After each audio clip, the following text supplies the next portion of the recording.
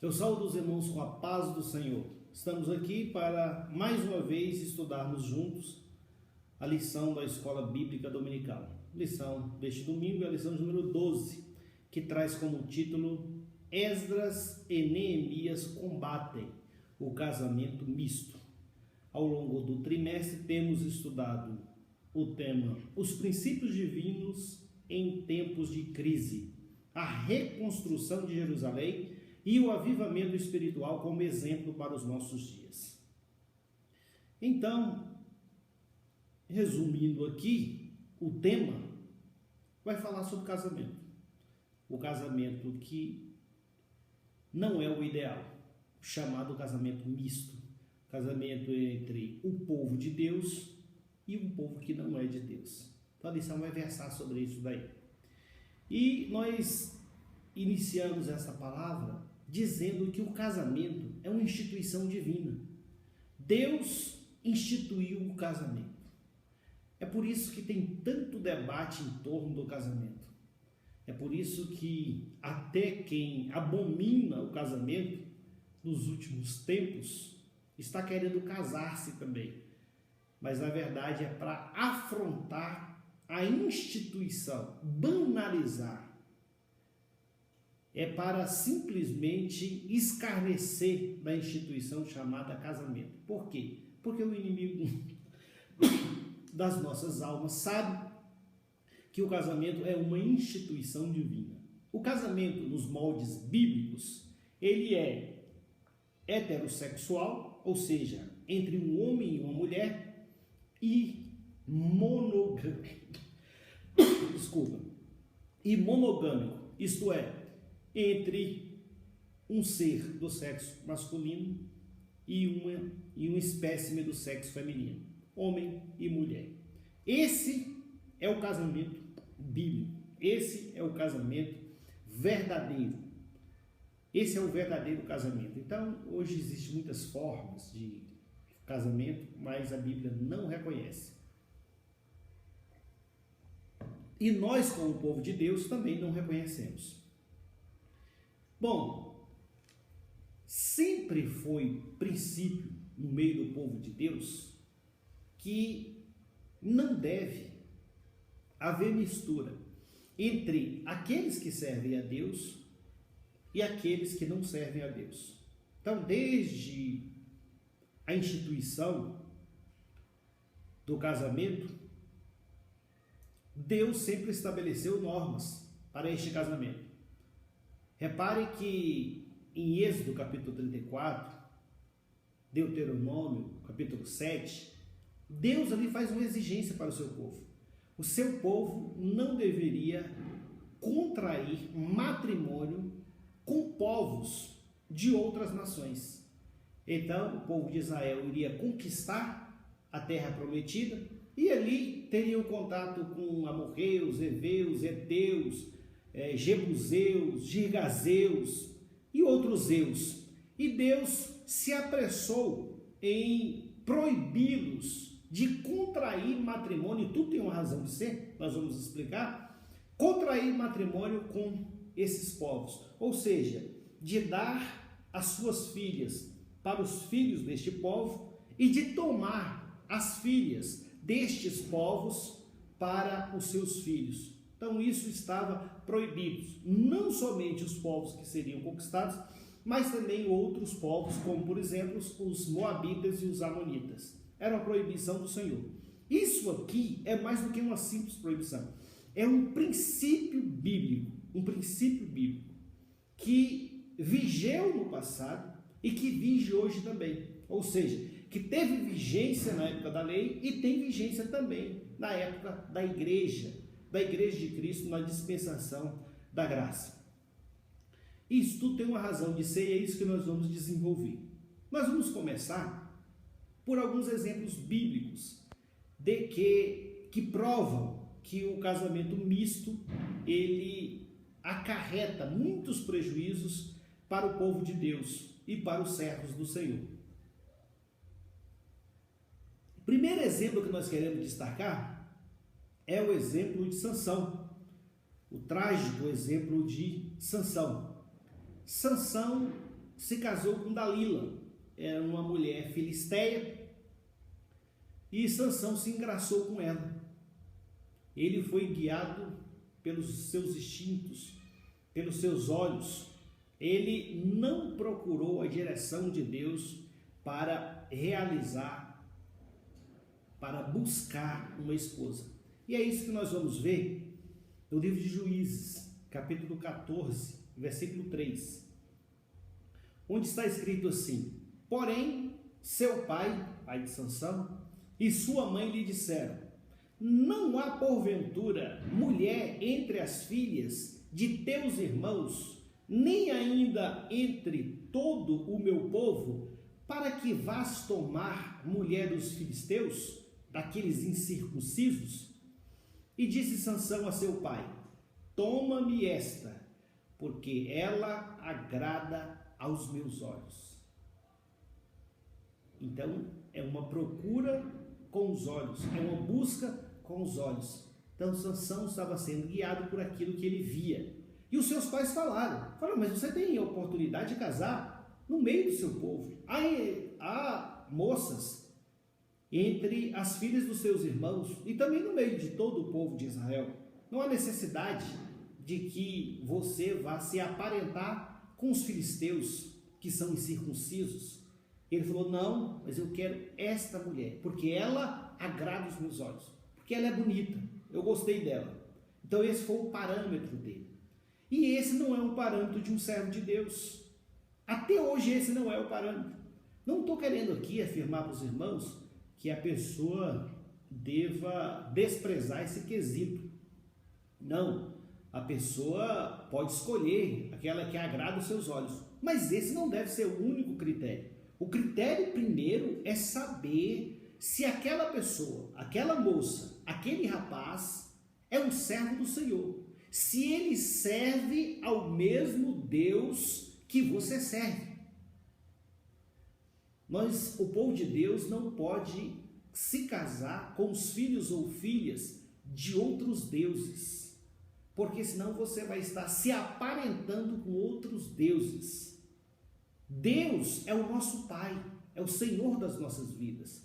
Então, quando nós casamos com alguém que tem o temor de Deus e serve ao mesmo Deus, nós continuamos fazendo parte da família de Deus.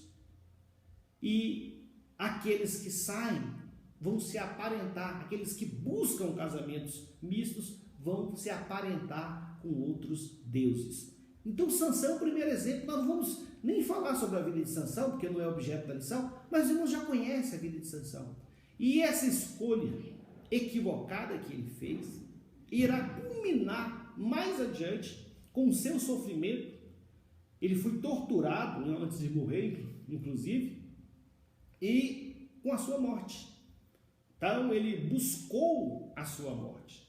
É claro que Deus o usou para levar o povo de Israel, mas Deus tinha os seus meios, os seus métodos, poderia também usar de outra forma. Então, o que nós vemos aqui?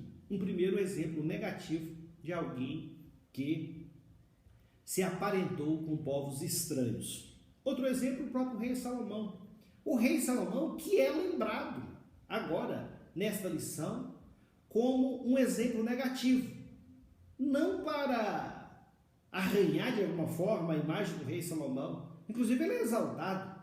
O rei Salomão foi um rei amado por Deus, escolhido por Deus, para ser rei de todo Israel, mas ele se aparentou, ele buscou mulheres estranhas, mulheres estrangeiras para se casar.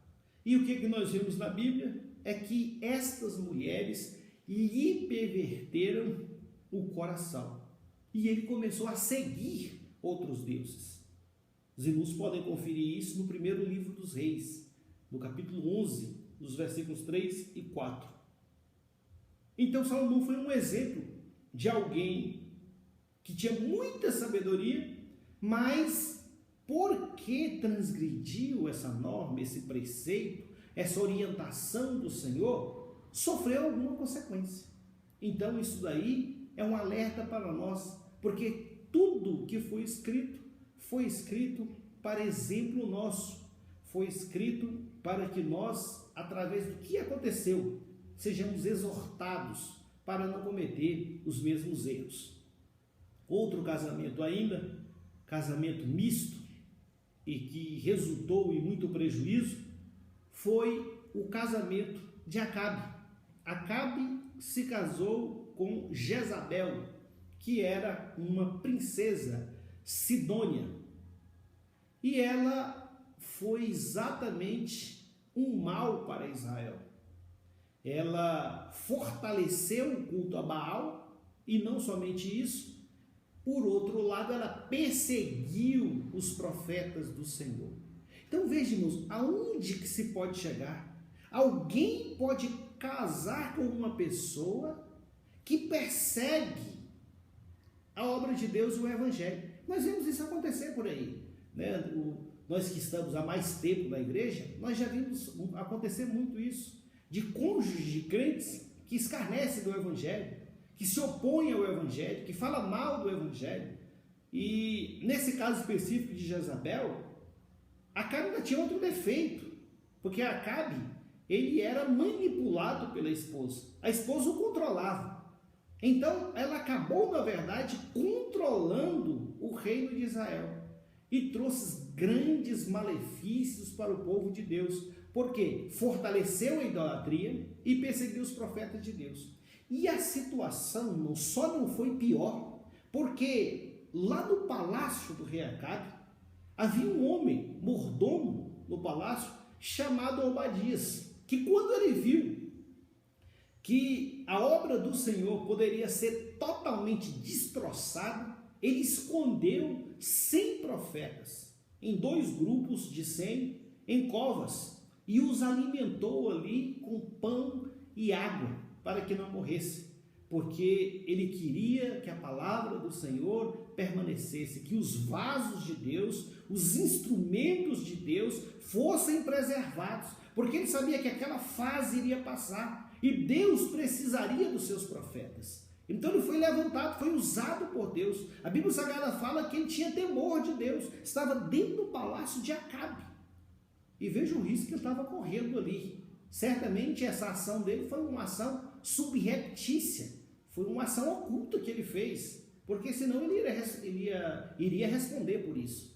Mas, porque era servo de Deus, temente a Deus, ele pegou os profetas do Senhor e os escondeu e os alimentou, para que a seu tempo eles pudessem sair dali e novamente apregoar a palavra do Senhor, a mensagem de Deus para o povo, para a nação. Então Jezabel foi um mal, e a culpa foi de Acabe, que foi casar com uma mulher estrangeira, ímpia e idólatra. Mais um exemplo negativo.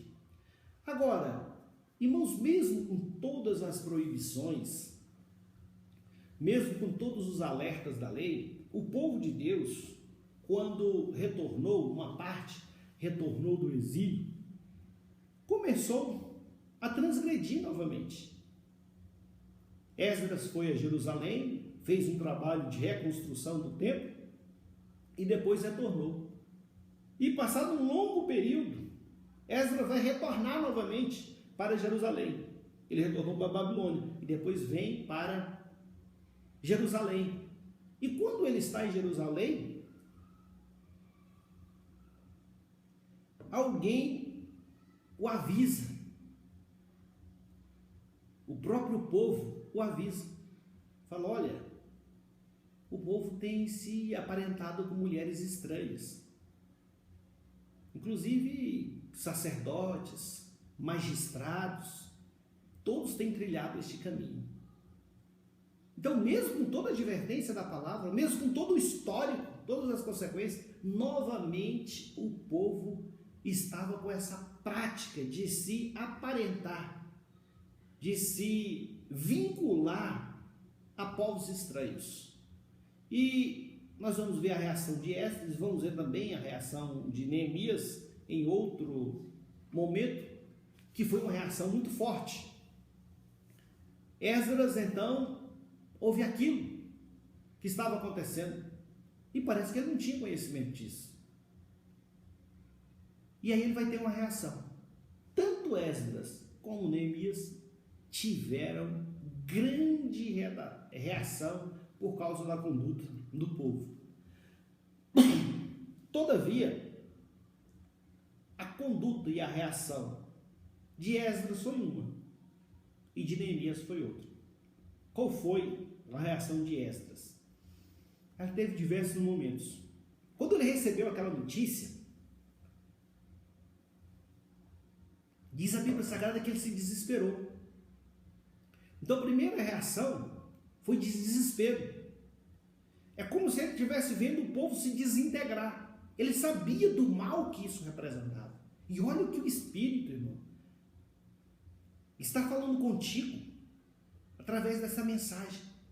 Veja o desespero dele. Então você começa a pesar isso, a aquilatar isso. Por que tanto desespero? Porque ele sabia que quando o povo de Deus se alia com o mundo, faz aliança com o mundo, o resultado é a destruição do povo de Deus. O resultado é o afastamento de Deus. Ele sabia, por isso ele se desesperou. Diz a Bíblia Sagrada que tal foi o desespero dele, que ele rasgou as suas vestes, ele rasgou a sua capa, e não satisfeito, ele arrancou os seus cabelos da cabeça e da barba, e ficou na praça lá, desesperado. E ele fez isso na frente do povo, daqueles que vieram contar para ele, porque ele estava desesperado. Depois dessa primeira reação de desespero, veio uma tristeza e uma vergonha pelo povo de Deus, tomou conta dele. E o povo, de alguma forma, vendo a reação dele, o povo que já sabia que estava errado mesmo, também começou a ter uma reação. Começou ali um grande ajuntamento. Esdras ali, desesperado, na praça, e uma grande multidão em volta dele. E ele começa, aí vem uma terceira reação dele, que é o quebrantamento. Primeiro o desespero, aquele desespero dele, depois vem aquela tristeza, como quem querendo dizer, mas tudo que eu edifiquei, que tudo que eu construí, pode acabar, pode virar nada. Quem sabe algum líder não já sentiu isso? Líder de igreja, líder de departamento, às vezes está trabalhando, está fazendo algo, e de repente vê que aquilo dali pode não trazer um resultado positivo para o reino de Deus, pode não redundar na salvação das almas, da libertação das almas, pode não conduzir o povo à adoração, à santidade, ao louvor. Ninguém quer fazer um trabalho sem resultado, inócuo, ineficaz, ninguém quer. Esse sentimento tomou conta de Esdras. Será que tudo que eu fiz, todo o meu esforço não valeu nada? E por isso ele se desespera. E aí ele começa uma oração. E essa oração ele faz em primeira pessoa. Ele se inclui, como se ele fosse um transgressor. Aliás, irmãos, os grandes homens de Deus, eles sempre se colocam nessa posição de sacerdote, de intercessor. E ele se inclui. Veja o caso de Daniel também. Quando eles vão clamar, eles falam: nós pecamos, nós erramos, nós não fizemos caso da tua lei, dos teus preceitos. Eles sempre colocam no plural, na primeira pessoa do plural, nós. E ele faz essa oração. E vendo o povo, aquele quebrantamento de Esdras, o povo também se quebranta. E diz a Bíblia que o povo começou a chorar. E chorou, e foi um grande pranto por causa daquela situação. E o resultado disso daí foi o comprometimento do povo. Foi novamente repactuar, renovar a aliança. E o crente, ele deve fazer isso, irmãos. Quando ele erra, ele tem que recomeçar, ele tem que renovar a aliança. Ou quando ele está fraco, ou quando ele não fez o que deveria fazer, ele tem que renovar a aliança, tem que renovar o pacto. tem que renovar o compromisso. E ali eles decidiram que ia despedir aquelas mulheres e o fruto daquele relacionamento, eles iam despedir, iam mandar embora, iam recomeçar. Iam recomeçar, porque a situação estava sem jeito. É algo triste, realmente, muitas famílias seriam desfeitas ali, mas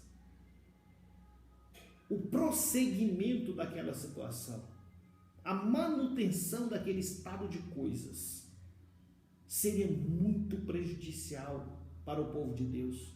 Talvez até eliminaria o povo de Deus, Israel, que até hoje é um povo separado. Talvez essa separação ali mesmo acabaria. E depois nós vamos ver as razões disso daí. Noutro momento histórico, irmãos, é Neemias que vai se deparar com a mesma situação. Então, mesmo sacerdotes, levitas, contraíram matrimônio com mulheres moabitas, amonitas. E aí Neemias teve uma reação diferente. A reação dele foi mais violenta.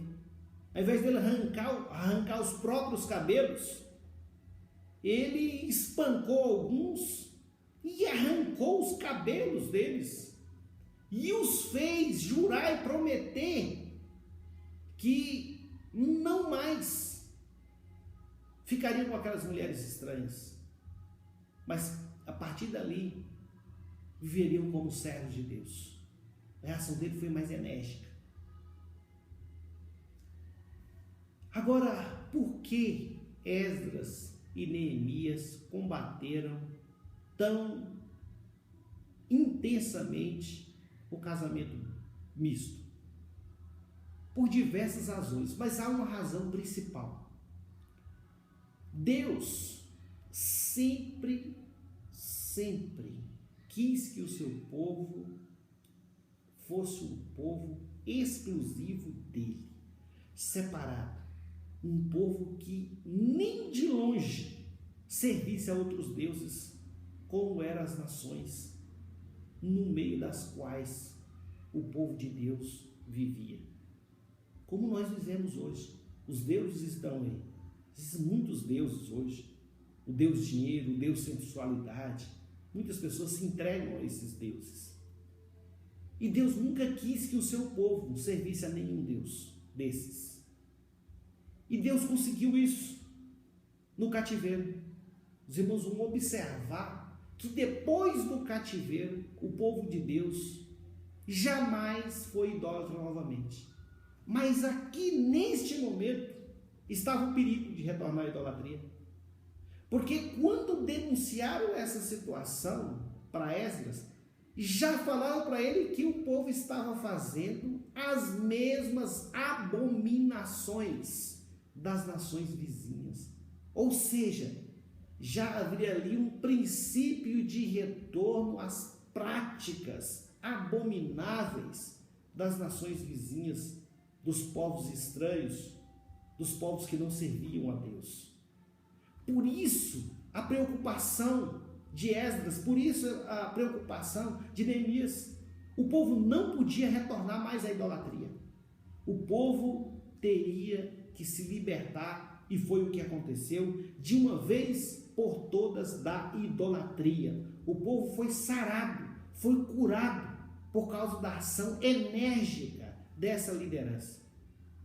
As lideranças de hoje devem agir com energia para combater o pecado. Um deles, o casamento misto. Alguém está falando por aí que não é pecado, mas eu lhes afirmo que é pecado, que afronta os preceitos de Deus. Tudo que afronta os preceitos de Deus é pecado.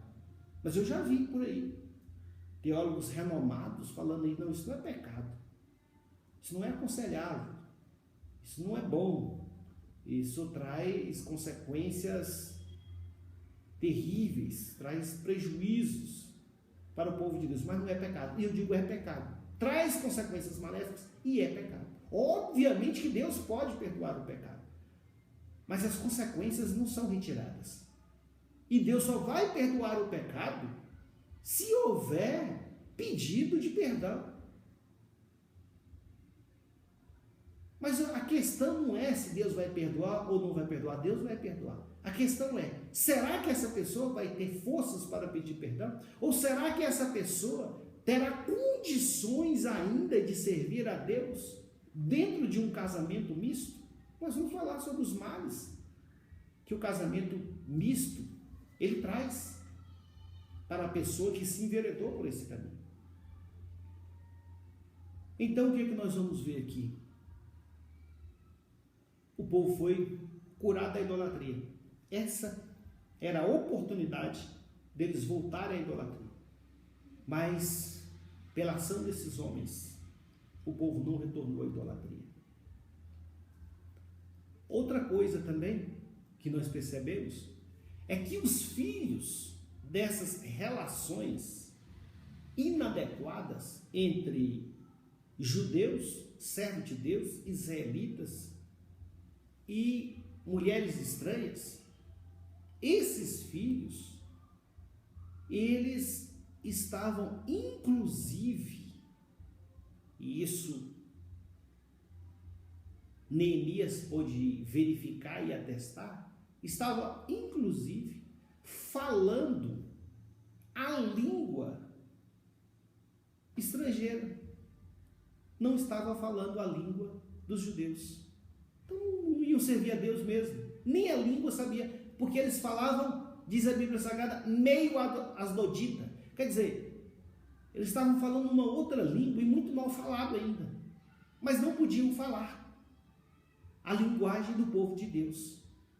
Obviamente esses filhos não iriam servir a Deus, mas iriam servir aos deuses da mãe. E isso aqui é um grande mal.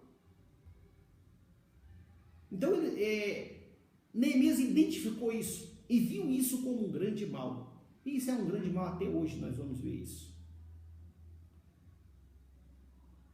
No Novo Testamento, o princípio da separação do povo de Deus é o mesmo. O povo de Deus, ele não deve ter nenhuma comunhão com o mundo.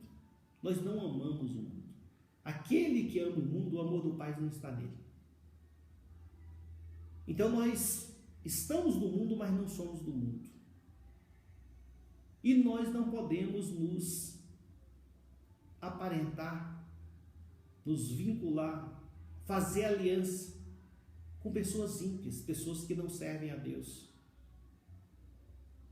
Ah, mas a pessoa é muito boa, é muito mansa, é muito caridosa, é muito bacana, é muito extrovertida, é incapaz de praticar atos de violência.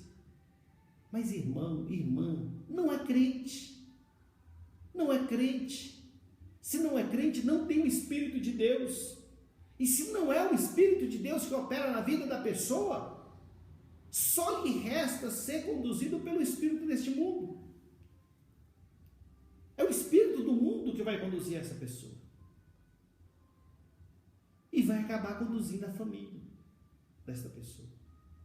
Nós temos assistido isso ao longo da nossa jornada cristã, muitas vezes, de crentes, do passado, principalmente as jovens, as moças, que se casavam com rapazes que não serviam a Deus e depois acabam se afastando da igreja, no mais das vezes. Quando não se afastam, levam uma vida de tormento, de dificuldade, de incompreensão, de guerra, de conflito, por causa desse problema. Os casais crentes também têm os conflitos, mas nunca vai ser por causa de servir a Deus. Não vai ser por causa de proibição, por exemplo, de ir para a casa de Deus, de proibição de ensinar os preceitos da palavra de Deus para os filhos. Porque quando há um casamento misto, a família fica dividida. E eu falei no caso das moças que se casam com rapazes descrentes, mas o contrário também é prejudicial, muito prejudicial. Quando o jovem crente casa com uma moça descrente, E se essa moça descrente passa a maior parte do tempo cuidando dos filhos, isso é desastroso também, porque ela pode incutir na cabeça dessa criança valores não cristãos, pode desprezar os valores da palavra de Deus, os preceitos de Deus, e ensinar outras coisas para essa criança. E isso daí é muito prejudicial para a família. Aproveitando o ensejo, vamos falar também que não é só o descrente. Que às vezes a gente pensa, o crente casou com um descrente, isso é proibido. Mas não é só isso, é mais do que isso. O crente tem que tomar cuidado para não se casar com o falso crente. O falso crente é aquele que está na igreja, mas nem todo mundo que está na igreja é crente. Então tem que ver o procedimento dele. E seria bom que os jovens vissem essa ministração. Tem que ver o procedimento. Anda como crente, procede como crente, ama a palavra de Deus.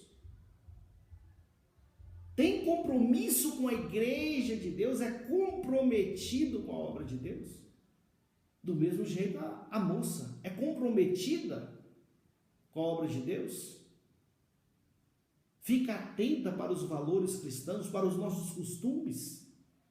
Tudo isso tem que ser pesado. Porque às vezes a gente faz apenas essa análise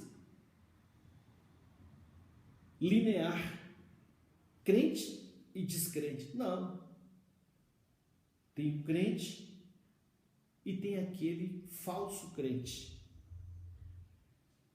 Outra coisa que pode acontecer também é novos convertidos.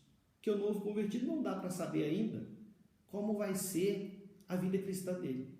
Então tem que analisar como vai ser. No passado também era comum a jovem se interessar por um rapaz, convidar para ele ir para a igreja e ele, interessado nela, aceitar Jesus. E fica por ali uns tempos como crente, até se casar, se casa e depois volta para o mundo.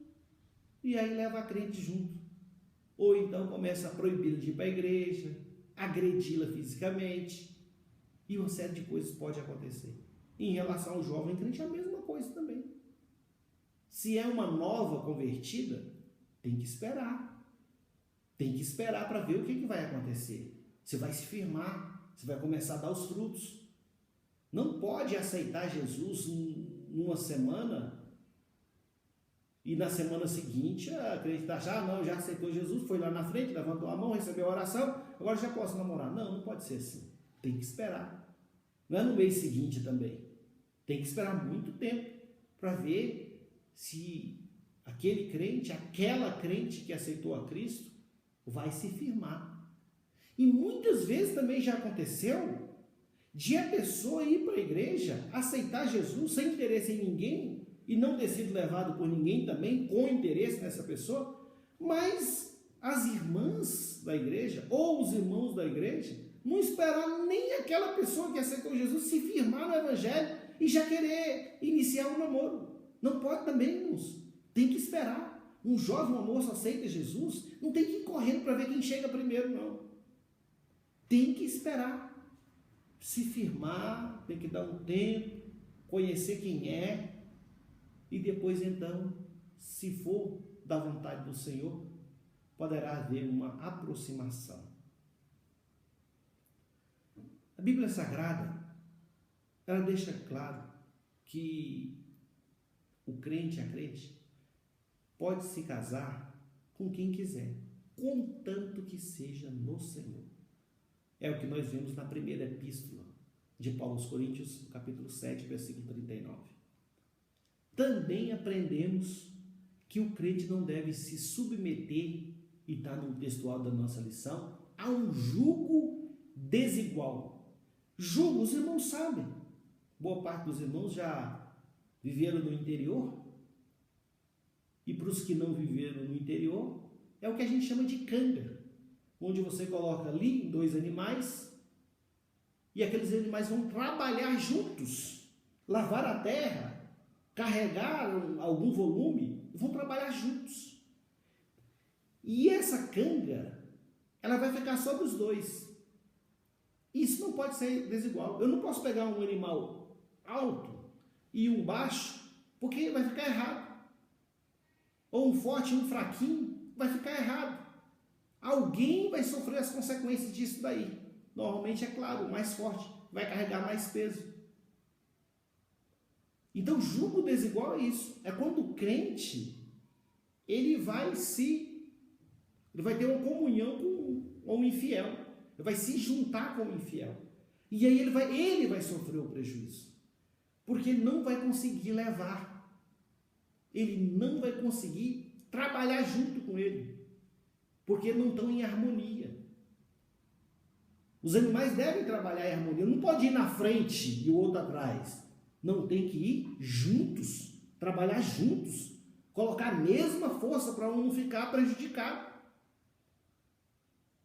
Então nós não devemos nos submeter.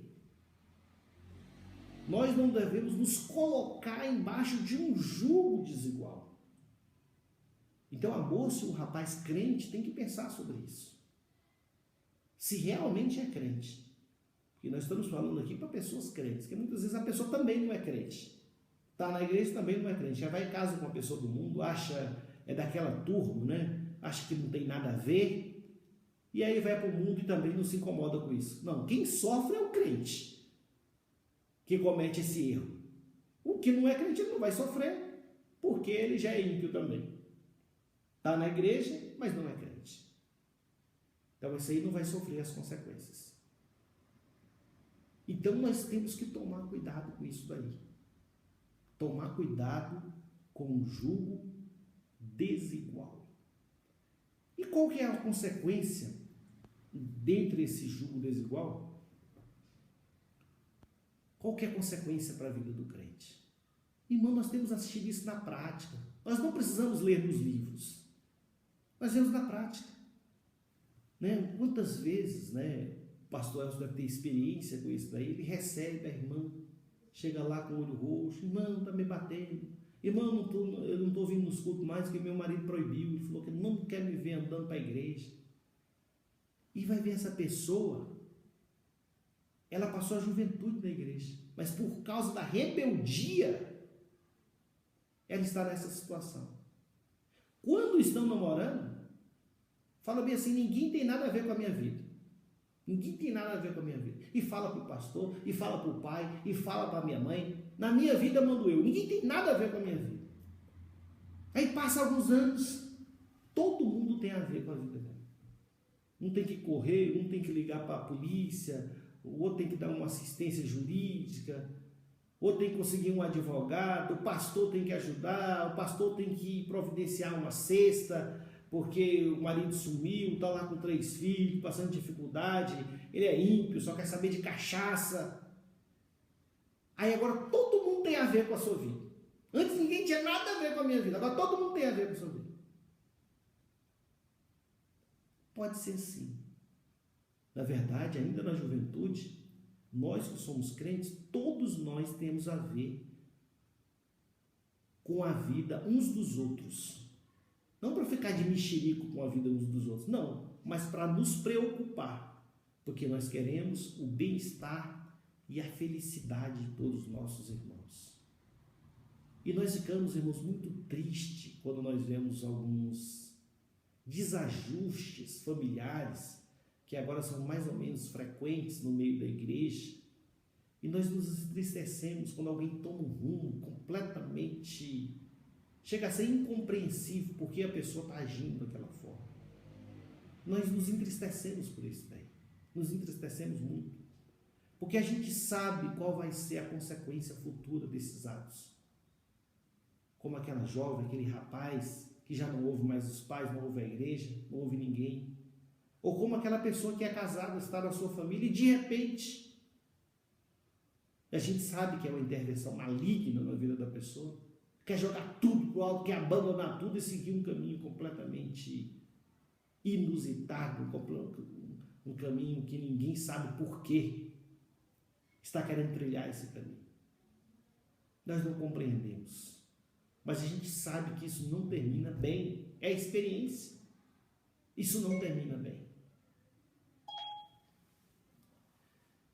Então, Isso é o que acontece com aqueles que buscam se submeter a um jugo desigual. Outra coisa que pode acontecer é o lar ficar dividido. Fica um lar dividido. Um ensina uma coisa, o outro ensina outra coisa. Nós já falamos sobre isso. Um vai para a igreja e fala, os meninos vão para a igreja. Não, não vai para a igreja hoje não, porque hoje nós vamos para o clube. Aí vai para o clube. Aí um quer ensinar a palavra, o descrente fala, isso não tem nada a ver. Isso é coisa de homem. Isso é coisa de pastor. Então meus filhos não estão sujeitos a isso daí. Aí fica o lar dividido. E é um prejuízo muito grande. Nós queremos concluir aqui afirmando que o crente, ele deve esperar em Deus. Nós somos de uma época em que o jovem, ele esperava em Deus.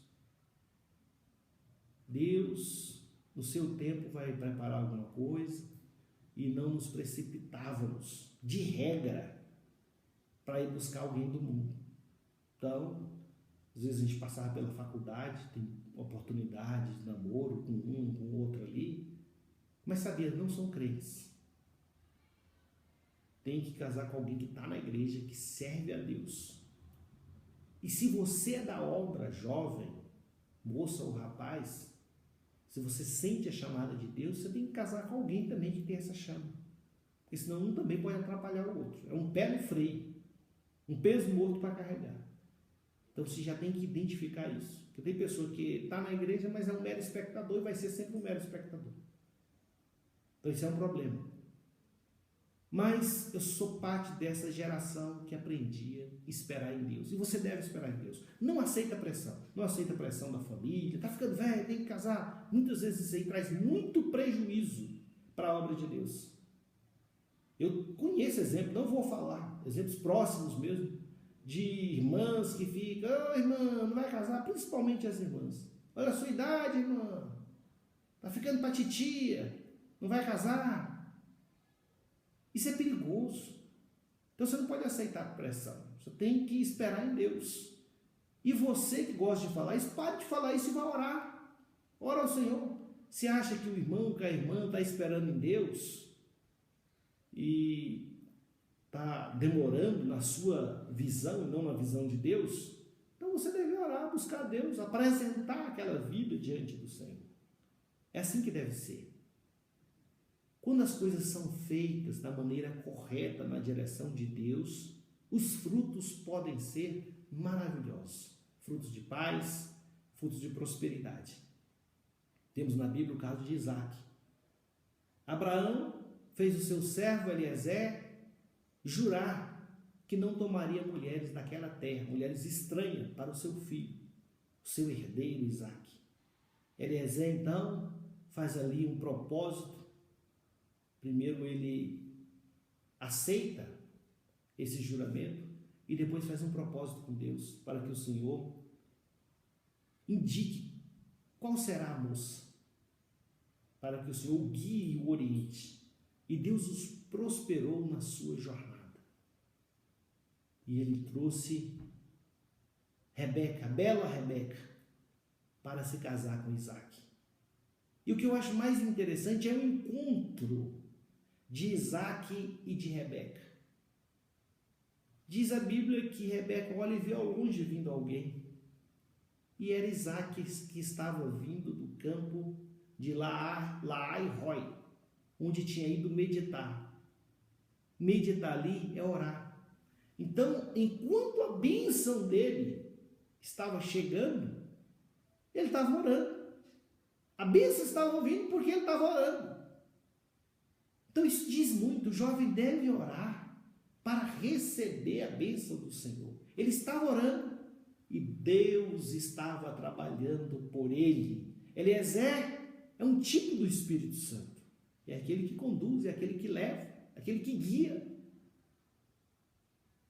E ele estava orando e Deus leva. Então não precisa sair correndo atrás. Houve uma geração que achava que para casar tinha que ir para todos os congressos e sair correndo atrás de um ou do outro para ver se conseguia alguém. Não é assim. Tem que orar, esperar em Deus e o Senhor Deus é que vai guiar. Mas não caia nesse laço, nesse equívoco do casamento misto, do casamento com mulheres estranhas, no casamento com homens que não servem a Deus. Espera em Deus e Deus vai dar a bênção completa e você terá frutos de paz e de alegria em sua vida e seus filhos servirão a Deus, serão servos do Senhor, obreiros e obreiras na casa de Deus. Que o Espírito Santo possa falar melhor em cada coração. Eu agradeço essa oportunidade, em nome de Jesus. Amém.